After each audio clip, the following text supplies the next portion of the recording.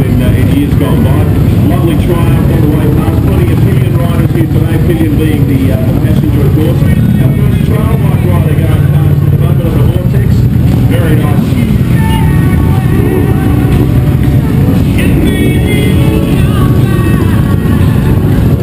Great to see so many sidecars here for the 2012 GP1 as well.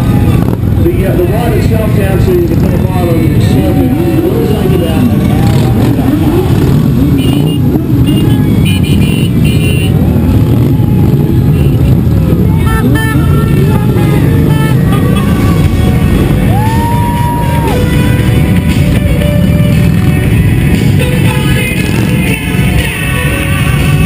Now I can tell you, ladies and gentlemen, from standing up here on the cherry picker truck, that we are not even a portion into the amount of bikes that have gone past so far. The amount of bikes involved this year is absolutely incredible, and the stream of bikes goes well around the corner from where I'm standing at the moment.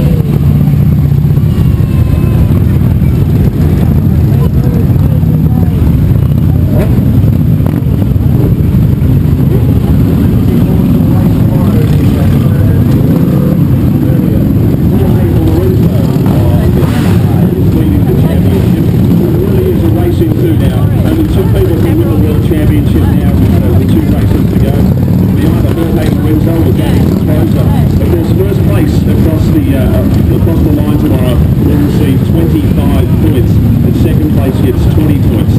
So Danny Petrosa is in a position tomorrow to take the lead in the MotoGP. I think Casey Stoner is still coming third in the World Championship. He's missed so many races that unfortunately he can't win his third World Championship, but he can certainly win his 6th Phillip Island Grand Prix. So fingers across for Casey Stoner tomorrow.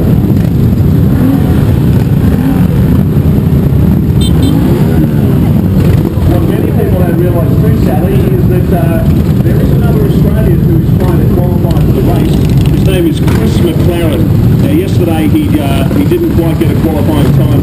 Chris does get another chance to head out onto the track today and show his wares. He's a local rider, so we're hoping that on bike 43, Chris McLaren can get a start in the 2012 MotoGP. It's always good to see plenty of Aussies out there on the world stage, isn't it, Sal? It definitely is. It's really nice that we can all compete in Australia, that we have a chance for all the Australians to see Australian athletes and Australian sports out there. It's for your community, it's for your country as well.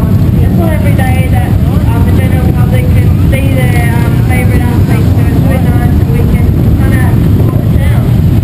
Sally, not many of us get to do what you have done and what Casey Stoner is doing and representing the country. It must be unbelievably exciting and proud to show out there. Athletes from right around the world, and you're here from this little island on the bottom of the world.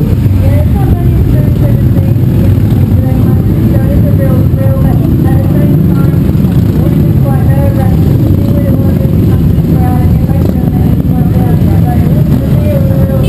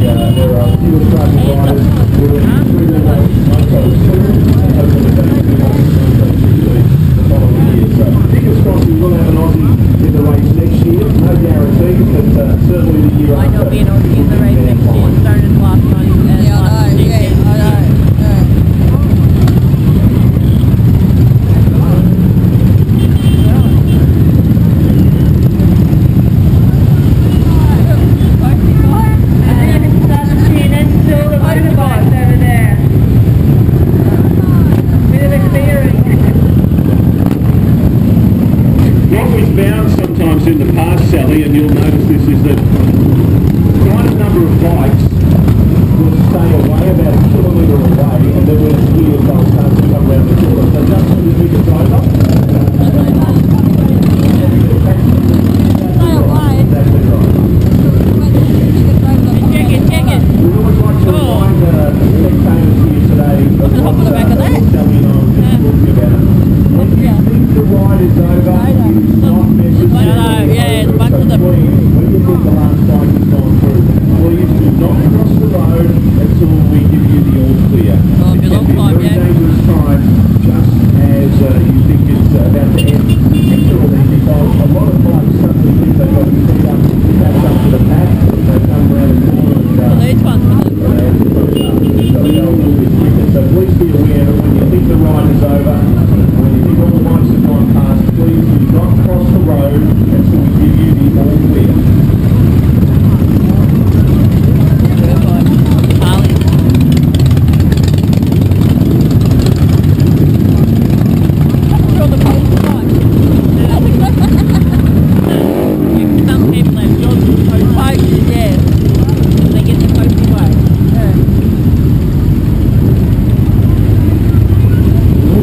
Ladies and gentlemen, I can tell you that not only have Channel 10 been here today, but Channel 7 is here at the moment too, so make sure that you catch both news services tonight. Channels 10 and 7 have both been here for the GP run for 2012. Now, ladies and gentlemen, as I mentioned, even though the police car signifies the final bike, often we have many bikes that come up from behind the police car at a much greater speed to catch up to the pack. So please be aware that even though the police car in theory signifies the final bike, we still do have bikes that come up from behind and join in the ride. Please do not cross the road until you're given the all clear.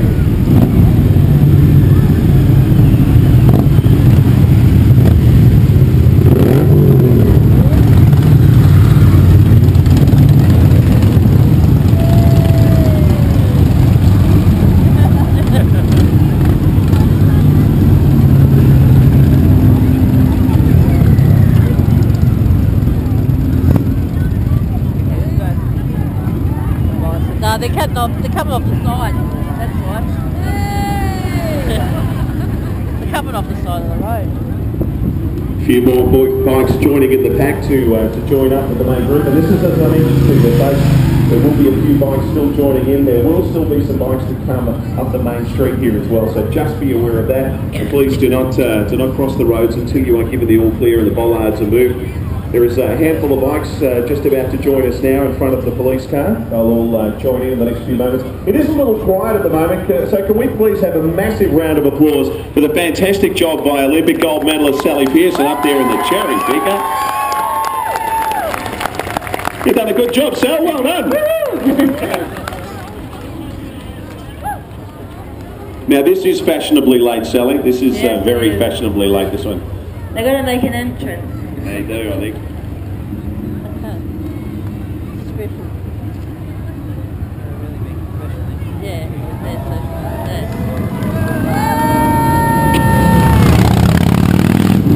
oh, a few, yeah, because they're coming off the side.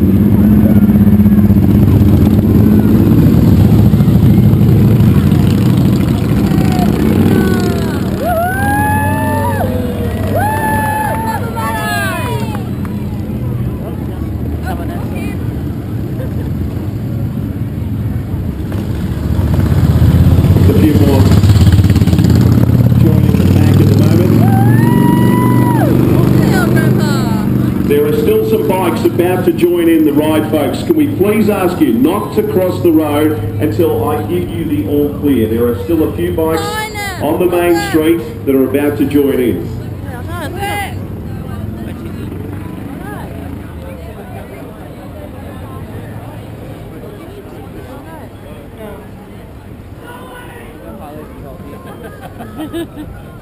Wave to Caleb.